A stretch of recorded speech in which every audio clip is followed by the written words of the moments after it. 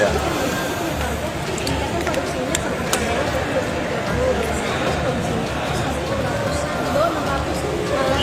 Ya, berarti nggak tercapai itu. Itu sesuatu yang tidak tercapai, maka baik juga kalau kita merencanakan sesuatu kira-kira akan bisa tercapai dengan memitigasi semua yang akan bisa kita lakukan. Dan dunia saya kira apakah itu protokol Kyoto, Paris Agreement, semua mendukung pada Indonesia yang hijau. Maka suka tidak suka mau tidak mau akan dilakukan.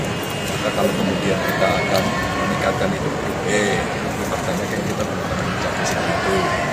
Soroti bandara hingga jalan tol yang dibangun Jokowi, Ganjar kok belum menghasilkan? Calon Presiden Ganjar Pranowo bicara soal pembangunan infrastruktur yang dibangun oleh pemerintahan Presiden Joko Widodo dalam 10 tahun terakhir. Dia menyinggung soal sepinya infrastruktur yang sudah dibangun itu. Ganjar mulanya mengatakan bahwa ekonomi dibangun melalui 2 program.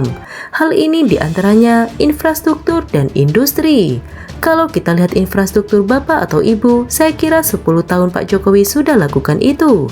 Pertanyaannya ada yang protes, kenapa bandaranya sepi, pelabuhannya sepi, jalan tolnya kok belum menghasilkan? Ujar Ganjar dalam acara Sarasehan 100 Ekonom Indonesia Rabu 8 November 2023.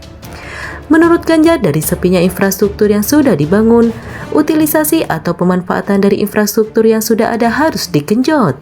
Maka utilisasinya yang mesti kita lakukan. Dan hari ini tidak hanya pemerintah pusat bagaimana mengorkestrasi dengan seluruh pemangku kepentingan, termasuk di daerah minimal saya pensiunan orang daerah, ujarnya. Sehingga dengan itu, Ganjar mengatakan aktivitas ekonomi tidak hanya terpusat di kota besar, namun ekonomi daerah juga ikut menggeliat. Minimal kalau dari gambar ini, kita mendorong ketika kemudian ada dari keluarga miskin, kita jadikan sarjana dari desa ke kota. Kemudian kita harapkan nanti akan kembali ke desa, dan di desa akan membangun desanya, terangnya.